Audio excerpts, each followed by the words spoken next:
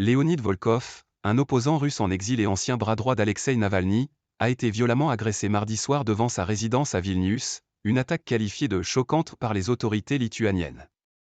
Monsieur Volkov a précisé mercredi avoir été agressé par un homme qui l'a frappé environ 15 fois avec un objet contondant, et souffrir notamment d'une fracture au bras. Ils ont littéralement voulu me transformer en schnitzel, escalope viennoise, a-t-il indiqué sur Telegram, se félicitant d'être encore en vie. Le ministre lituanien des Affaires étrangères Gabrielius Landsbergis a condamné une attaque choquante et assuré, dans un message sur le réseau social X, que ses auteurs devront répondre de leurs crimes. Âgé de 43 ans, Leonid Volkov est l'une des principales figures de l'opposition russe et était l'un des lieutenants d'Alexeï Navalny, mort le 16 février à l'âge de 47 ans dans une colonie pénitentiaire de l'Arctique où il purgeait une peine de 19 ans de prison pour extrémisme. Un porte-parole de la police lituanienne, Ramuna Matoni, a confirmé à l'AFP qu'un citoyen russe avait été agressé près de sa maison dans la capitale Vilnius à environ 22 heures locale, 20 heures GMT.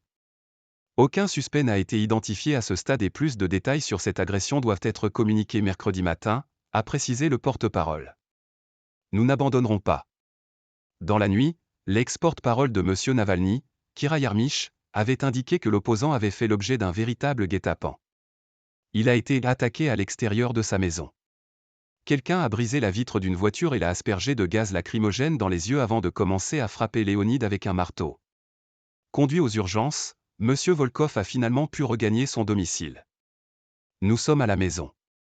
Le bras de Leonid est cassé et il ne peut pas encore marcher, a écrit son épouse Anna Biryukova sur X. Elle a diffusé des photos montrant les blessures subies par l'opposant, notamment un œil au beurre noir, une marque rouge sur son front et du sang sur une de ses jambes. M. Volkov a jugé mercredi que l'agression dont il a été victime était typique du mode opératoire des hommes de main du président russe Vladimir Poutine, mais qu'elle ne le dissuaderait pas de continuer à militer pour la démocratie. Nous allons travailler et nous n'abandonnerons pas, a-t-il souligné sur Telegram. Cette agression survient près d'un mois après la mort d'Alexeï Navalny dans une prison russe en Arctique et à quelques jours de l'élection présidentielle en Russie, organisée de vendredi à dimanche, qui devrait consacrer un nouveau triomphe Vladimir Poutine, faute de véritables opposants. Poutine a tué Navalny. Et beaucoup d'autres personnes avant ça, avait écrit lundi sur les réseaux sociaux Leonid Volkov, qui était l'ancien chef de cabinet de l'opposant. Il présidait également jusqu'en 2023 la fondation anticorruption fondée par M. Navalny. Pays membre de l'OTAN, la Lituanie accueille de nombreux Russes en exil et est un fervent soutien de l'Ukraine depuis le début de l'invasion russe. Risque d'être tous tués. Les dissidents russes qui se sont exprimés contre le Kremlin se plaignent souvent d'être la cible de menaces et d'attaques.